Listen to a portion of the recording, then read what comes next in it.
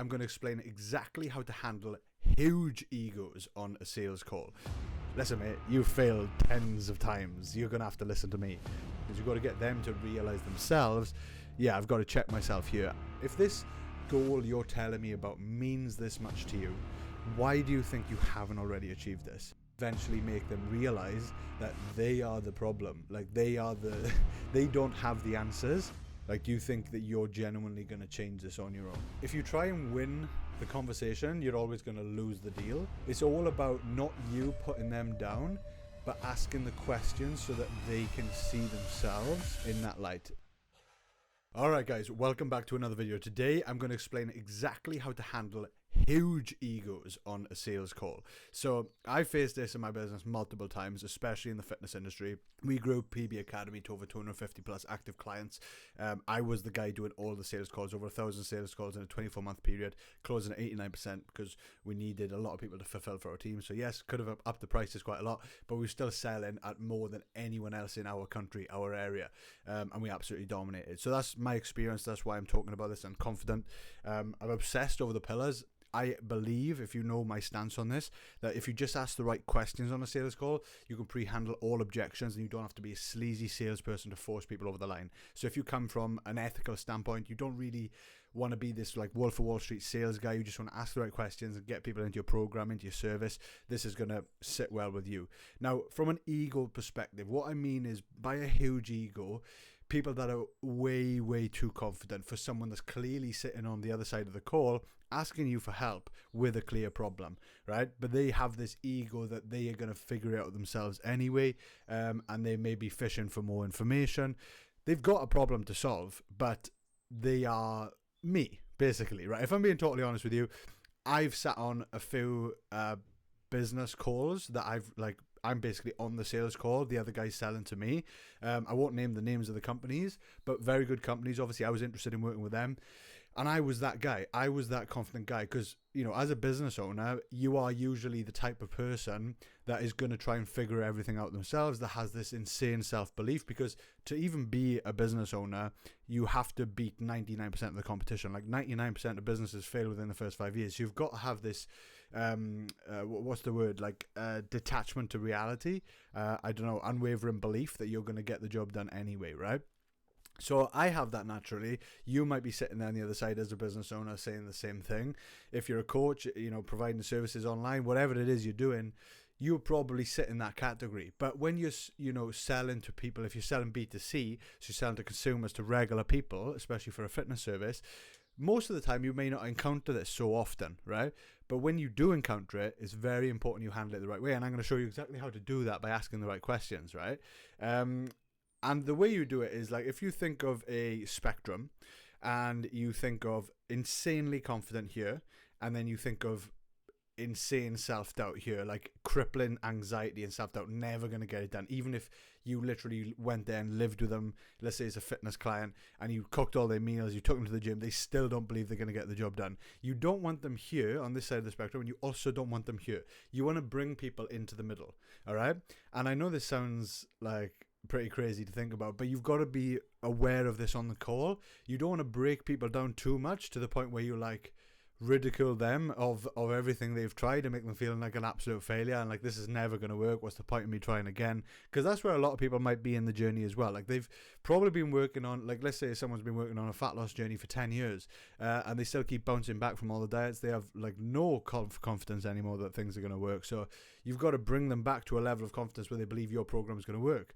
We're talking today about the people that are overconfident, the people that have got huge egos, that are listening to you, but they're still probably like telling you, I read up that this is the best way to do this and this is the best way to do that. Like, they could be coming at you with other theories of solutions of how to handle this problem, whereas you are the expert. You are the guy with the service. You are the guy with the track record of results. You've sold it for hundreds of people or tens of people, whatever it is.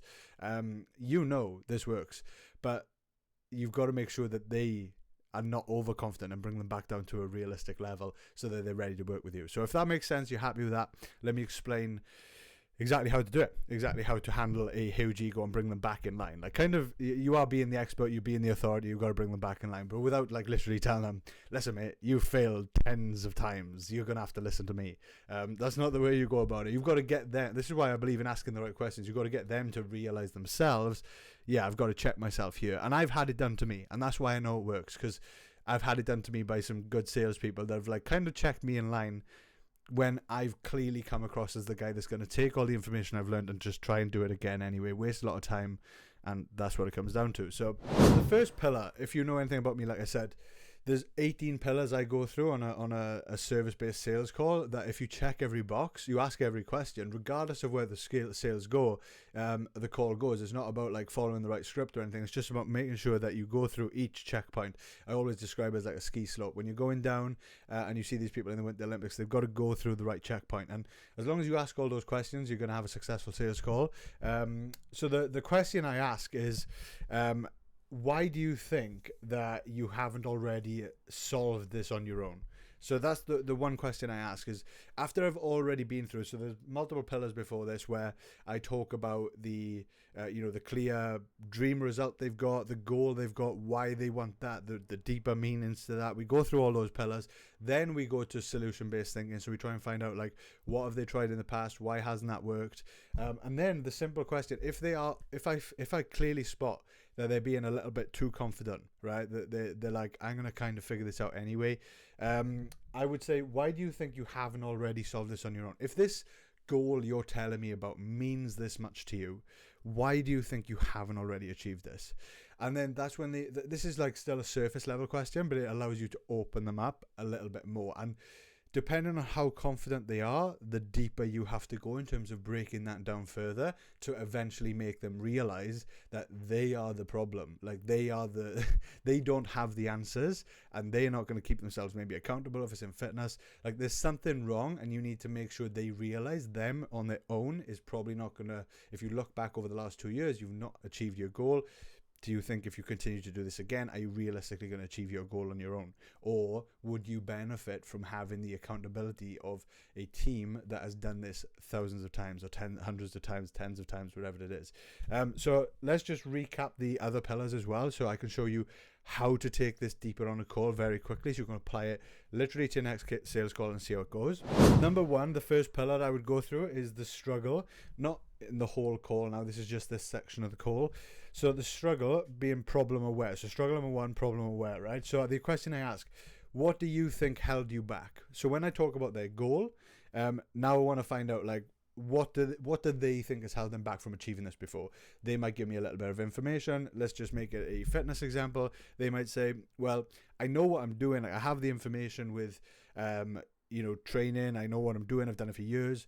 I know what I'm doing with nutrition, but I find that I get to the weekends and I go off balance, and then that leads into the next day. So I might start on a Friday, then a Saturday, then a Sunday, then all of a sudden I'm like kind of off balance for the week, and I'm not making progress week to week. And when I look back over the years, I've kind of made maybe some progress, but not much. So they might say, and then I might say that to them, then I'd say, right, okay, well, maybe it's the accountability side of it, because if you had to actually check in and stay accountable to someone that you respected and looked up to, would that actually help?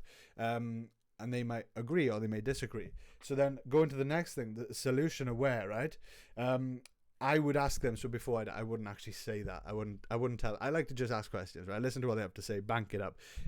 So the next point would be solution aware. So how confident are you that you will solve this problem on your own? So now they've identified the problem, and depending on how confident they are, if they're really confident, I always like to bring up the past of how long they've been working on this thing, right? If they're already like self-doubting themselves, I won't make them feel too bad. I won't remind them too many times of like, you've been trying this for like 5 years and you still failed. But I would say that a little bit more bluntly on the call, depending on who I'm dealing with. So if they say that's the issue with going off track on the weekends, I would say to them, how confident are you that you're actually going to fix this on your own, considering you've been literally trying this for, the last 2 years, chasing this goal, and still kind of falling back into those habits of binging on the weekend, and then see what they have to say. So they would more than likely start to break themselves down here and start to say, well, when I look back, like I keep saying I'm going to start Monday, I'm going to commit to it, I keep giving myself that false promise. I think on my own, when you ask the question like that, I don't know, like maybe not. So it kind of like makes them a little, it definitely hits the ego a little bit, but this is the one that really kills it.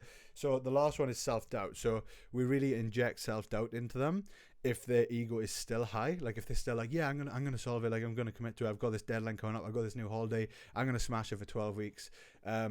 This is when you can really break them down, and you can say, okay, be honest with me, because you said that you feel like you know what the solution is, but you've been trying this for like 3 years.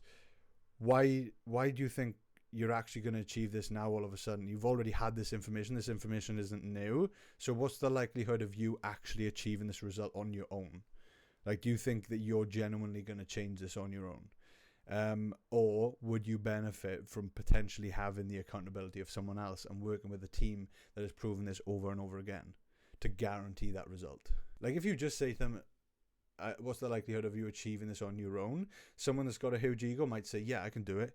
Because that's just the response. Like, to me, like if someone gives me the odds that's stacked against my favor, but it's something I really want to do, I know I'm going to find a way eventually. So that's the mindset I'll have. But then if someone presents me with the opportunity of, well, what's the likelihood of you achieving this on your own after you've tried it so many times and failed?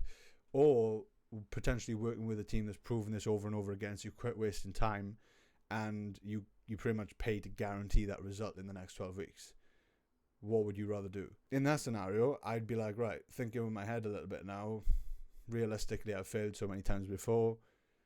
I'd probably rather take this option now where I can just guarantee it and, yeah, enjoy the process a little bit more. So that's what I find works. It's that self-doubt question you inject at the end that really gets them to understand that, okay, instead of thinking emotionally and thinking, you know, I can do it, I can beat all the odds, I'm insanely confident, think a little bit logically about what have I done already, I've failed, whereas I can work with this team and maybe drop my ego a little bit and just nail it. And I know, because I've done that many times as well. Like I've gone through that process. I've gone through that process on a call, and it has been the best decision. Luckily, the teams I have worked with most of the time, the most services I've worked with, have actually ended up benefiting me quite a lot. So yeah, that's what I would do to tackle a big ego.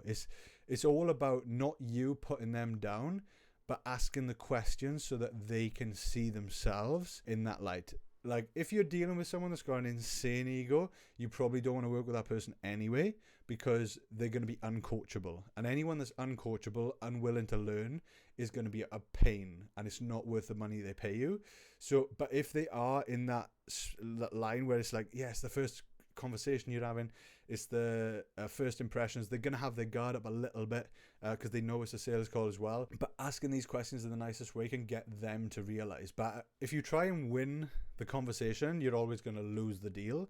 So that's a statement I say a lot, and people don't understand it at first. But on a call, you can't win the conversation, you can't win the argument. It's not like an argument you're having in school with someone where you win the argument, you walk away, you feel great.